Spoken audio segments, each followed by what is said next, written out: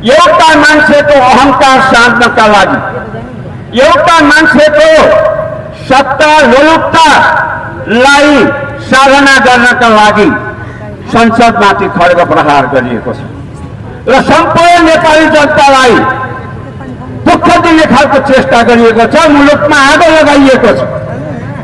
आदरणीय दाजुभाइ दिदीबहिनीहरू, त्यसै कारण जनता समाजवादी पार्टीले जोरदार आवाज उठाएको छ कि यो असंवैधानिक कदम, असंवैधानिक घोषणा खारेज हुनुपर्दछ र विघटन गरिएको संसद पुनर्स्थापना हुनुपर्दछ।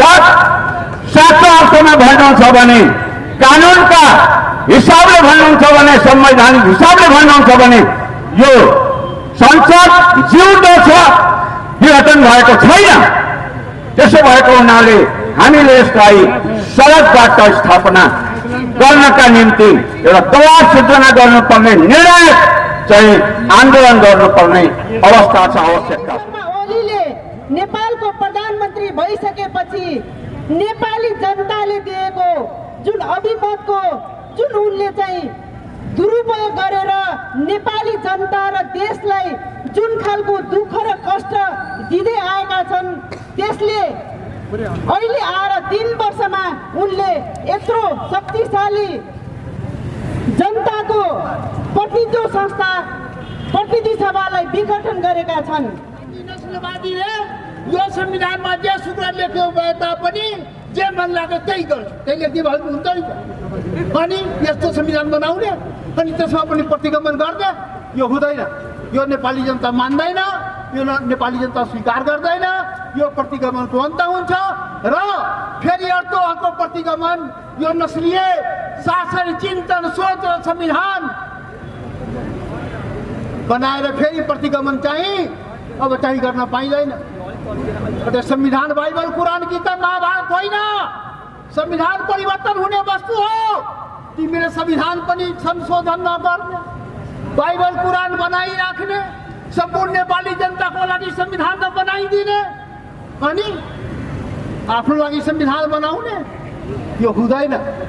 अनि आफ्नो लागि प्रतिगमन गर्ने, कुर्सी जोगाउन प्रतिगमन गर्ने, शासनको लागि प्रतिगमन गर्ने, यो चाहिँ हुँदैन। त्यसैले यो प्रतिगमन चल्नेवाला छैन। प्रतिगमन मुर्दाबाद।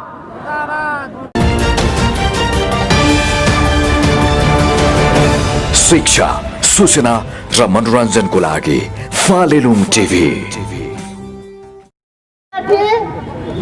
जब केपी शर्मा ओलीले नेपालको प्रधानमन्त्री भइसकेपछि नेपाली जनताले दिएको जुन अभिमतको जुन उनले चाहिँ दुरुपयोग गरेर नेपाली जनता र देशलाई जुन खालको दुःख र कष्ट दिँदै आएका छन्, त्यसले अहिले आएर 3 वर्षमा उनले यत्रो शक्तिशाली जनताको प्रतिनिधि संस्था प्रतिनिधि सभालाई विघटन गरेका छन् र उहाँको कार्यकालमा, प्रधानमन्त्री केपी शर्माको कार्यकालमा थुप्रै काण्डहरू भए।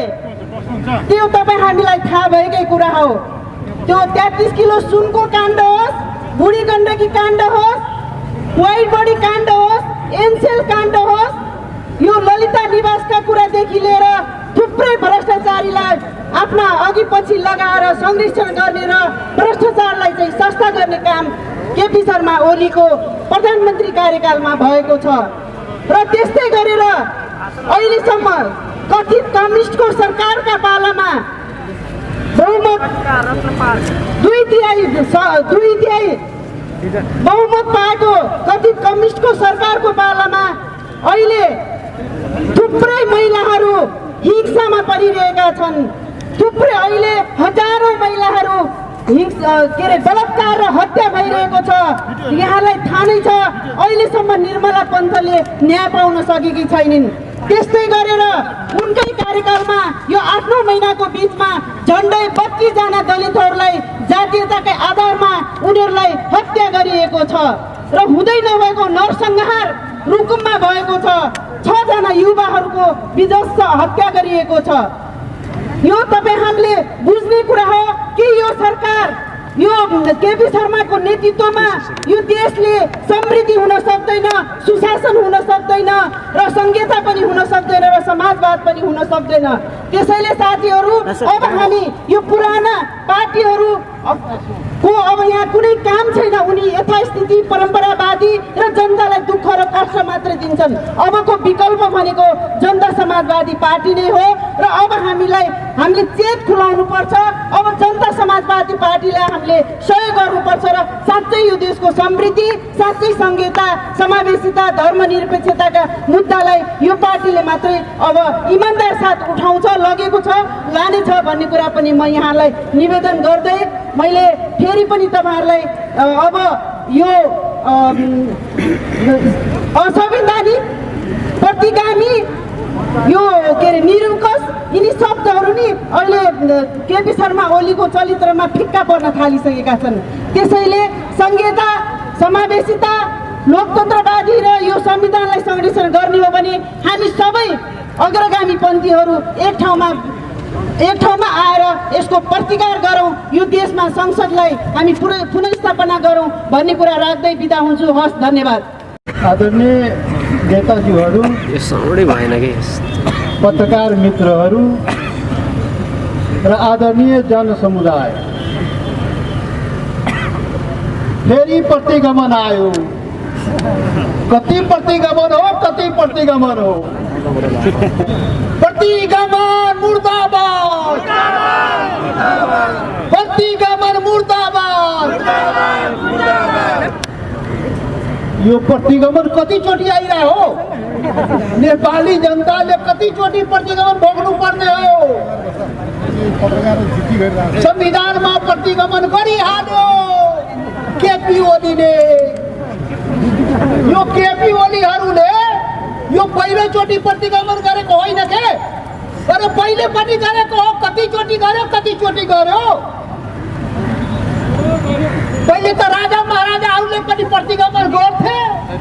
अहिले नयाँ राजा महाराजाहरूले पनि प्रतिगमन हो। अब र यही संविधान, जुन संविधानमा प्रतिगमन भयो, त्यो संविधान बनाउँदा पनि प्रतिगमन नै गरेका थियो, होइन र?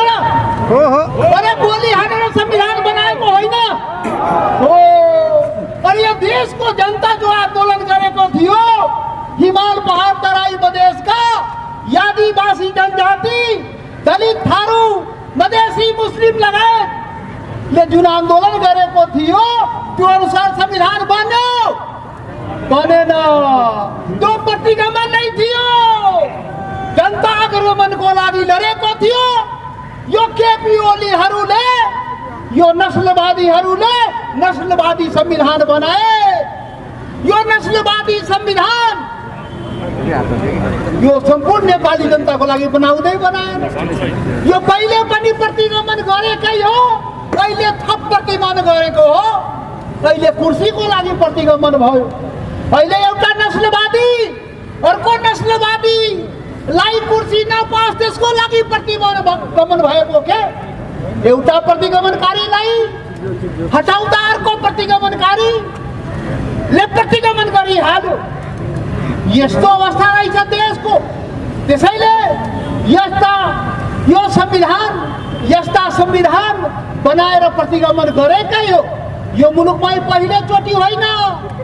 यो 7-7वटा संविधान बनिसक्यो मुलुकमा। यो 7औं संविधान हो। 7-7वटा संविधान बनाउनु पर्ने।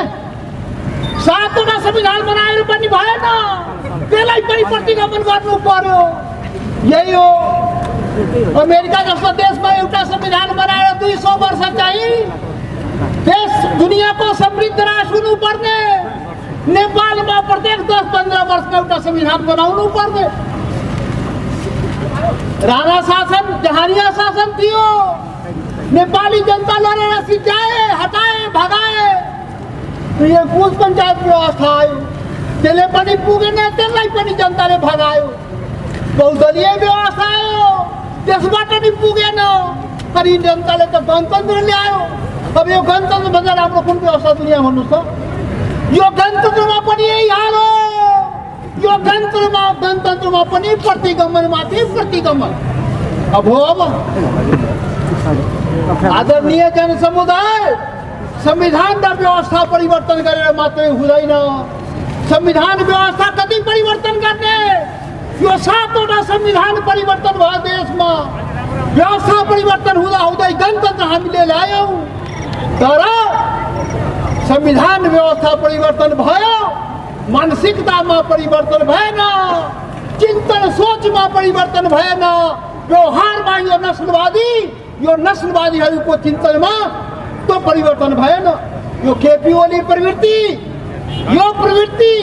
यो नस्लीय प्रवृत्ति, यो चाहिँ परिवर्तन भएन। यसै कारण हो कि नस्लवादी संविधान बनाउँदो रहेछ अनि त्यसमा पनि प्रतिगमन गर्दो रहेछ। प्रतिगमन भएर संविधान बनाउने, त्यसमा पनि प्रतिगमन गर्ने, यही धन्दा यहाँका नस्लवादीहरूले गरेको छ। नेपाली जनता, यहाँका आदिवासी जनजाति, यहाँका शेर्पा, तामाङ, राई, लिम्बू, गुरुङ, मगर, भोटे, नेवार, मधेसी, थारू, दलित, मुस्लिम, अरे उसको पनि देश हो। अरे यो सबै नेपालीको देश हो। सबै नेपालीको लागि बनाउने संविधान, सबै नेपालीको लागि प्रयोग गर्ने व्यवस्था। यो बहुराष्ट्रिय राज्य हो, यो एकल जातीय राज्य होइन नेपाल। यो सबैको देश हो, सम्पूर्ण नेपालीको देश हो। त्यसैले सम्पूर्ण नेपालीको यो देशमा अधिकार पहिचान सम्माननाबद्ध हुने गरी संविधान बनाऊ, शासन व्यवस्था चलाऊ, प्रतिगमन नगर। प्रतिगमन गर्यो भने 250 वर्षको राजशाही कसरी जनताले फालिदियो। अरे तिम्रो प्रतिगमन त कति मिनट टिक्ने हो? टिक्नेवाला छैन। त्यसैले अहिले पनि होस पुर्याएर काम गर र जनताको अधिकारले यसरी मिच्न पाइँदैन। यसरी संविधानमाथि आक्रमण गर्न पाइँदैन। अरे त्यस्तो गलत संविधान बनाए तिमीले, त्यसमै लेख्या हुन्थ्यो नि हामी नस्लवादीले यो संविधानमा जे सूत्र लेख्यो भए तापनि जे मन लाग्यो त्यही गर्छु, त्यही लेख्दै भएको हुन्छ नि। अनि यस्तो संविधान बनाउने अनि त्यसमा पनि प्रतिगमन गर्ने, यो हुँदैन। यो नेपाली जनता मान्दैन, यो नेपाली जनता स्वीकार गर्दैन। यो प्रतिगमनको अन्त हुन्छ र फेरि अर्को प्रतिगमन, यो नस्लीय शासन, चिन्तन, सोच र संविधान बनाएर फेरि प्रतिगमन चाहिँ अब चाहिँ गर्न पाइँदैन। संविधान बाइबल, कुरान, किताब, महाभारत होइन। संविधान परिवर्तन हुने वस्तु हो। तिमीले संविधान पनि संशोधन नगर्ने, बाइबल, कुरान बनाइराख्ने, सम्पूर्ण नेपाली जनताको लागि संविधान त बनाइदिने अनि आफ्नो लागि संविधान बनाउने, यो हुँदैन। अनि आफ्नो लागि प्रतिगमन गर्ने, कुर्सी जोगाउन प्रतिगमन गर्ने, शासनको लागि प्रतिगमन गर्ने, यो चाहिँ हुँदैन। त्यसैले यो प्रतिगमन चल्नेवाला छैन।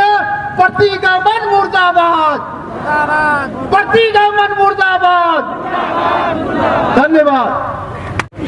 आदरणीय नेतागण,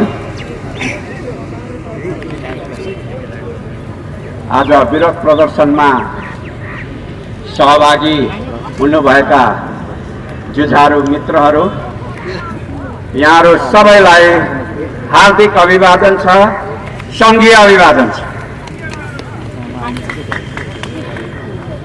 यहाँहरूलाई विषयवस्तु ज्ञात भएकै छ। संसदको हिउँदे अधिवेशन बोलाउनु पर्ने बेलामा संसदमाथि खड्ग प्रहार भयो। संसदमाथि खड्ग प्रहार भयो। कुनै कानुनको व्यवस्था छैन, संविधानको व्यवस्था छैन। संसदलाई पूर्णतः अभयदान प्राप्त छ संविधानद्वारा, तर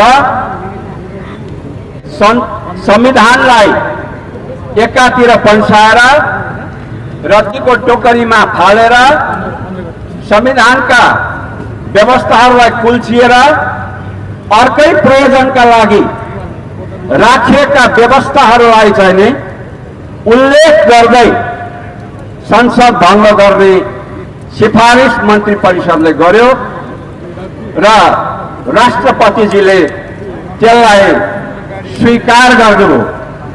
संविधान के अरे संसद चाहिँ नि भङ्ग गर्ने र चुनावको आयोजना गर्ने घोषणा गर्नु, जुन कुरा संविधान विपरीत छ, असंवैधानिक छ। त्यसै कारण आज सारा नेपाली जनताहरू, सम्पूर्ण राजनीतिक दल, खड्ग प्रहार गर्नेहरू बाहेक सारा आज सडकमा छन्, विरोधमा छन् र हजारौं शहीदहरूको रगतबाट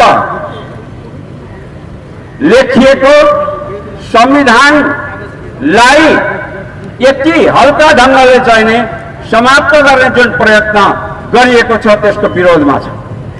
हो, संविधान पूर्ण थिएन, संविधानमा त्रुटिहरू थिए, संविधानमा गलत व्यवस्थाहरू पनि थिए। त्यसलाई पहिचान सहितको संघीयता अनुकूल बनाउन बाँकी थियो, त्यसलाई समान अधिकार युक्त बनाउन बाँकी थियो। आदिवासी जनजातिहरू, मधेसीहरू, मुस्लिमहरू, दलितहरू र थारूहरू, त्यस्तै गरेर खसहरू, आर्यहरू सबैलाई समान अधिकार युक्त बनाउन बाँकी थियो। संविधानमा केही सांप्रदायिक व्यवस्थाहरू छिरेका थिए, असमान व्यवस्थाहरू छिरेका थिए। यो नस्लवादी थियो र यो विभेदकारी थियो। हामीले त्यसै कारण भनिरहेका थियौं यसलाई संसदबाट संशोधन गर्दै सुधार गर्दै अगाडि लिएर जानुपर्छ। हामीले यसो भनिरहेका थियौं, तर संसद बोलाउँदाखेरि सायद प्रधानमन्त्रीजीको कुर्सी असुरक्षित हुने उहाँले महसुस गर्नु, किनकि उहाँले पार्टीभित्र, आफ्नै पार्टीभित्र र संसदीय दलभित्र बहुमत गुमाइसक्नु भएको थियो। यस्तो स्थितिमा एउटा मान्छेको अहंकार साध्नका लागि, एउटा मान्छेको सत्ता लोलुपतालाई साधना गर्नका लागि संसदमाथि खड्ग प्रहार गरिएको छ र सम्पूर्ण नेपाली जनतालाई दुःख दिने खालको चेष्टा गरिएको छ। मुलुकमा आगो लगाइएको छ। आदरणीय दाजुभाइ दिदीबहिनीहरू, त्यसै कारण जनता समाजवादी पार्टीले जोरदार आवाज उठाएको छ कि यो असंवैधानिक कदम, असंवैधानिक घोषणा खारेज हुनुपर्दछ र विघटन गरिएको संसद पुनर्स्थापना हुनुपर्दछ। साँचो अर्थमा भन्नुहुन्छ भने, कानूनका हिसाबले भन्नुहुन्छ भने, संवैधानिक हिसाबले भन्नुहुन्छ भने यो संसद जिउँदो छ, विघटन भएको छैन। त्यसो भएको हुनाले हामीले यसलाई सडकबाट स्थापना गर्नका निम्ति एउटा दबाव सृजना गर्नुपर्ने, निर्णायक चाहिँ आन्दोलन गर्नुपर्ने अवस्था छ, आवश्यकता छ। आदरणीय दाजुभाइ तथा दिदीबहिनीहरू, 17 सालमा पनि एकपटक संसद विघटन भएको थियो, तर यसपटकको संसद विघटन गर्ने दुष्प्रयास 17 सालको भन्दा पनि बदतर छ, खराब छ, निन्दनीय छ। किन? 17 सालको संसद विघटन गर्ने कुरा एउटा प्रतिगमन थियो, निरङ्कुशता लाने प्रयत्न थियो र राजनैतिक रूपमा त्रुटिपूर्ण थियो, आलोच्य थियो, निन्दनीय थियो। तर संवैधानिक हिसाबले भन्नुहुन्छ भने त्यतिखेरको संविधानको धारा 55ले गरेको व्यवस्था अनुकूल नै महेन्द्रले संसद भङ्ग गरेका थिए, सरकार भङ्ग गरेका थिए। अहिलेको स्थितिमा यो संसद भङ्ग गर्ने कुरा न केवल राजनैतिक हिसाबले प्रतिगमन हो, संविधानलाई फाल्ने दुष्प्रयत्न हो, बल्कि यो असंवैधानिक पनि हो। संविधानको जुन जुन धारालाई उल्लेख गरेर राष्ट्रपतिजीले घोषणा गर्नुभएको छ वा मन्त्री परिषदले चाहिँ सिफारिस गरेको छ, ती धाराहरू अर्कै प्रयोजनका लागि हुन्। आज मुलुकमा बिहारमा बजाइने पञ्चे बाजा मलामीमा बजेको स्थिति छ। आदरणीय दाजुभाइ दिदीबहिनीहरू, यो एउटा प्रयोजनका लागि व्यवस्था गरिएको संविधानका चाहिने धाराहरूलाई अर्कै प्रयोजनका लागि चुनाव भयो, सरकार बन्न सकेन। राष्ट्रपतिले प्रधानमन्त्री नियुक्त गर्नुभयो, बहुमत चाहिँ त्यसले प्राप्त गर्न सकेन। त्यसपछि अरू कसैलाई बहुमत सिद्ध गर्ने मौका प्राप्त भयो, त्यसले पनि सकेन। त्यस्तो स्थितिमा प्रयोग हुने धारा आज 3 वर्ष बुढो प्रधान सरकारले प्रयोग गर्नु र आफ्नो पार्टीभित्र चाहिँ के छ भन्दाखेरि विरोध हुँदाहुँदै बहुमत गुमाइसकेर संसदमा चाहिँ के छ भन्दाखेरि आफूलाई परीक्षण गर्नको सट्टामा जनमतका अगाडि चाहिँ आफूलाई परीक्षण गर्ने हो भने प्रधानमन्त्रीले संसद बोलाउनु पर्थ्यो र संसदले आफूलाई चाहिँ के छ भन्दाखेरि बहुमत सिद्ध गरेर देखाउने किसिमको चाहिँ एउटा अभ्यास गर्नु पर्थ्यो। तर त्यो नगरेर संसदलाई छोडेर उहाँले चाहिँ आफ्ना सारा काला कर्तुतहरू लुकाउने दुष्प्रयास समेत गर्नुभएको छ। संसदमा सायद भ्रष्टाचारको कुरा उठ्थ्यो, संसदमा सायद तपाईँले विश्वास गुमाउनु भयो भन्ने कुरा उठ्थ्यो। एउटा लोकतान्त्रिक स्पिरिट भएको भावना भएको प्रधानमन्त्रीले त्यो संसदलाई सामना गर्न सक्नु पर्थ्यो। तर उहाँले आज चाहिँ संसद भङ्ग गर्नुभएको छ र असंवैधानिक काम गर्नुभएको छ, प्रतिगामी काम गर्नुभएको छ, जनद्रोही काम गर्नुभएको छ, सारा देशमा चाहिँ आगो लगाउने काम गर्नुभएको छ। यसको विरुद्धमा हामी जोरदार आवाज उठाउँछौँ। आदरणीय दाजुभाइ तथा दिदीबहिनीहरू, यो हाम्रो सुरुको एउटा चाहिँ वार्म अपको कार्यक्रम हो। आउने दिनहरूमा हामी योभन्दा अझै जोरदार र प्रभावकारी निर्णायक आन्दोलनहरू उठाउने छौँ र जनता समाजवादी पार्टीलाई यहाँहरूको साथ रहनेछ। जनतालाई जगाउनका निम्ति यहाँहरू सम्पूर्ण व्यक्ति चाहिँ नै सक्रिय हुनुहुनेछ भन्ने आह्वान अनुरोध गर्दै आफ्नो मन्तव्यलाई यही टुङ्ग्याउन चाहन्छु, विराम दिन चाहन्छु। धन्यवाद। जय मातृभूमि।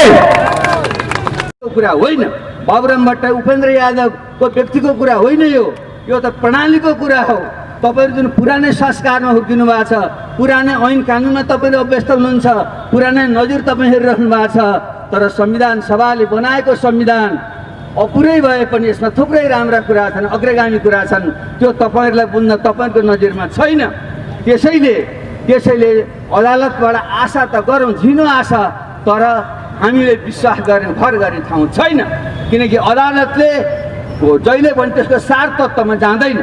एउटा भनाइ छ नि, एउटा न्यायाधीशको अगाडि कोही मान्छेले अर्कोलाई मार्यो भने उसले फैसला गर्दा आफूले देखेको प्रमाण मानिँदैन।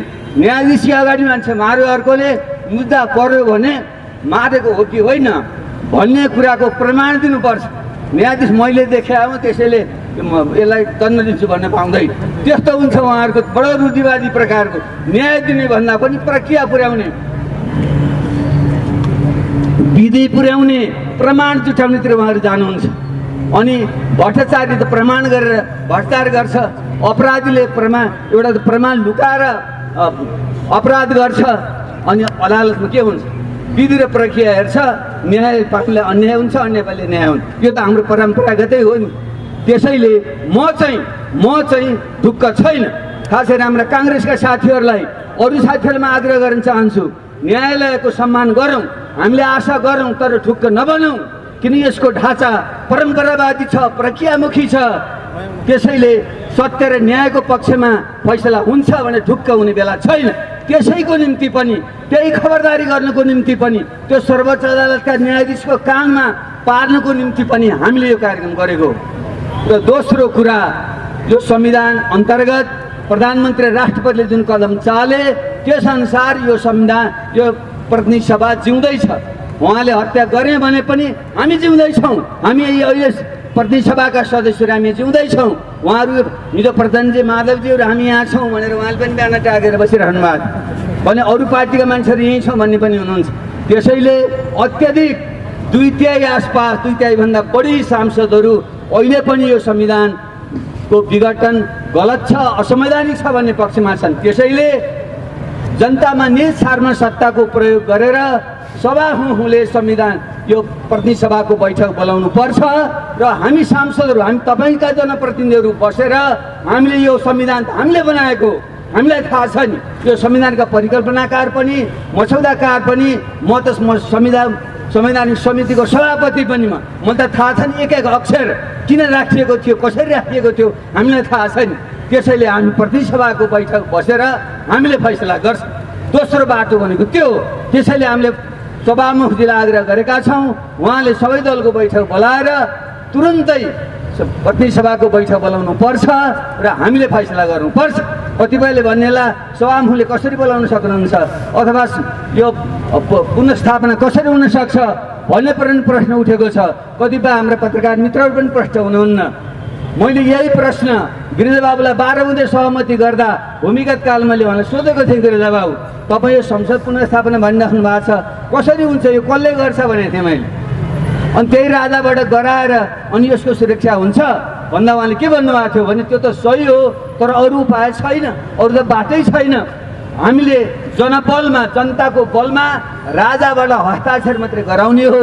किन राजाबाट हस्ताक्षर गराउने भने त्यति बेलाको संविधानको प्रस्तावनामा, 47 सालको संविधानको प्रस्तावनामा राजकीय सत्ता र सार्वभौम सत्ता परिवारमा, राजतन्त्रमा निहित थियो, त्यो लेखिएको थियो। त्यसले सार्वभौम सत्ता र राजकीय सत्ता जहाँ निहित हुन्छ, त्यसैले नै यस्तो अप्ठ्यारो परेको बेलामा, संवैधानिक निकाह नभएको बेलामा त्यो प्रयोग गरेर निकाह दिन्छ। अन्तर्राष्ट्रिय परम्परा यो हो भनेपछि हामीले लो ठिक, हामी चित्त त बुझेन तर तर्क ठिकै छ भने अहिले यो संविधान त सार्वभौम सत्ता, राजकीय सत्ता हामी जनतामा छ भनेर हामीले लेखेका छौँ। संविधानको पहिलो वाक्यमा नै सार्वभौम सत्ता सम्पन्न हामी नेपाली जनताले यो संविधान जारी गरेका छौँ भनेर हामीले लेखेका छौँ। त्यसैले सार्वभौम सत्ता जनतामा छ र जनताको प्रतिनिधि सभा भनेको त्यो अहिलेको प्रतिनिधि सभा संसद हो र त्यसले त्यसको प्रयोग गरेर यो संसदलाई सुचारू गर्न सक्छ। त्यसले दोस्रो बाटो यो हो। तर यी दुवै बाटोको निम्ति तपाईँ हामीले सडकबाट आवाज उठाएनौँ, आफ्नो ठाउँबाट पार्टीले, पार्टीका मञ्चहरूबाट, नागरिक समाजले, नागरिकहरूको मञ्चबाट जो हिलो उहाँले सुरु गर्नुभएको छ माइती घरबाट, म उहाँलाई सलाम गर्न चाहन्छु। हो, नागरिक समाज भनेको जहिले सुकै पनि जनताको पक्षमा, सत्ताधारीहरूको बदमासीको विरोधमा बोल्नेलाई नागरिक अगुवा भनिन्छ, पब्लिक इन्टेलेक्चुअल भनिन्छ। उहाँलाई म सलाम गर्न चाहन्छु। हाम्रा पत्रकार मित्रहरू, उहाँले खोतलेर बुला बुला किलाएर जुन दिने गर्नुभएको छ, समाचार विश्लेषण दिने गर्नुभएको छ, त्यो र तपाईँ हामी जनता सडकमा उत्रिएर यसका विरुद्ध मोर्चा कस्यौँ भने यो प्रतिनिधि सभा फेरि सुचारू हुन सक्छ र यो संविधान हामीले ट्र्याकमा ल्याउन सक्छौँ। यो नै आजको एकमात्र बाटो हो। यही क्रममा गाईगुई कुराकानी चलेको छ। हाम्रा छिमेकबाट हाम्रा मित्रहरू आइराख्नु भएको छ, कोही देखिने गरी, कोही नदेखिने गरी। उहाँलाई चासो छ, हामी धेरैको मनमा छ, कहीँ यो बाह्य शक्तिको चलखेल हो कि। हामी के भन्छौँ भने हेर्नुहोस्, हामी त धेरै मन्त्री भइसकेका, उपप्रधानमन्त्री, प्रधानमन्त्री भइसकेका मान्छे, हामी त राज्य सत्ता कसरी चल्छ भन्ने बुझेका छौँ। तपाईँहरूले पनि अनुभव गर्नुभएको छ, किताबमा पढ्नुभएको छ। राज्यहरू रहेसम्म प्रत्येक राज्यले अर्को राज्यमा आफ्नो प्रभुत्व जमाउने, त्यहाँ घुसपेठ गर्ने प्रयत्न गर्छ। चाणक्यको पालादेखि लिएर म्याकियाभेली हुँदै हेर्नुभयो भने अमेरिकामा रुसले चलखेल गर्छ, चीनमा अमेरिकाले रुस चलखेल गर्छ, चीनमा भारतले चलखेल गर्छ, भारतमा पाकिस्तानले चलखेल गर्छ। नेपालमा हामी सानो छौँ, कमजोर छौँ, हाम्रा दुईटै ठुला छिमेकी र बाहिरकालीन चलखेल गर्छन्। यो त सही बुझेकै कुरा हो। त्यसैले म यहाँहरूमा के आग्रह गर्न चाहन्छु भने नेपाल कसैसँग दुश्मनी चाहँदैन। खास गरी हाम्रा मित्रहरूसँग हामी मित्रवत सम्बन्ध चाहन्छौँ, कसैसँग पनि हामी दुश्मनी अहिले चाहँदैनौँ। हाम्रो चाहना हाम्रो देशभित्रको राष्ट्रिय एकता कायम गर्ने, हिमाल पहाड तराई मधेसका जो विभिन्न जाति समूहहरू छौँ हामी, यहाँका मधेसी, थारू, आदिवासी जनजाति, खस, आर्य, महिला, दलित, हामी सबैको साझा नेपाल बनाउन चाहन्छौँ हामी। र त्यसमार्फत, त्यस्तो व्यवस्था मार्फत जहाँ मधेसीहरू, थारूहरू, आदिवासी जनजातिहरू, खस, आर्यहरू, महिला, दलितहरू, उत्पीडितहरू, गरिबहरू सबैको शासन सत्ता भयो भने यो देशमा शान्ति रहन्छ र शान्ति भयो भने विकास र समृद्धि आउँछ। त्यसो भयो भने हामीले यो लोकतन्त्र गणतन्त्र बचाएर अगाडि जान सक्छौँ र हाम्रा मित्र राष्ट्रहरूलाई हाम्रो आग्रह छ हामी हाम्रो देशमा राष्ट्रिय एकता कायम गर्ने दिगो शान्ति कायम गर्ने समृद्धि हासिल गर्ने त्यो दिशातिर उन्मुख छौँ हामी अहिले तपाईँहरू कसैसँग पनि चाहे भारत चाहे चीन चाहे अमेरिका कसैसँग पनि दुश्मनी गर्ने पक्षमा छैनौँ इतिहासका थुप्रै समस्याहरू छन् सीमाका समस्या छन् अन्य व्यापारिक समस्याहरू छन् अन्य थुप्रै कुराहरू छन् हामी वार्ताबाट संवादबाट राजनीति र कूटनीतिक तरिकाले हल गर्न हामी तत्पर छौँ तपाईँहरू हाम्रो देशको यो जुन अर्थव्यवस्था छ केपी ओली मार्का मान्छेहरूले देशलाई फेरि जुन अस्थिरतातिर लान खोज्दैछन् त्यसबाट तपाईँहरू आत्तिनु पर्दैन हामी जनता समाजवादी पार्टी र हिजो आन्दोलनमा लागेका जो राजनीतिक शक्तिहरू जनयुद्ध मधेस आन्दोलन जनजातीय आन्दोलन थारू आन्दोलन लगायतका थुप्रै आन्दोलनबाट आएका अगुवा जो शक्तिहरू छौँ हामी यो देशको जिम्मा लिएर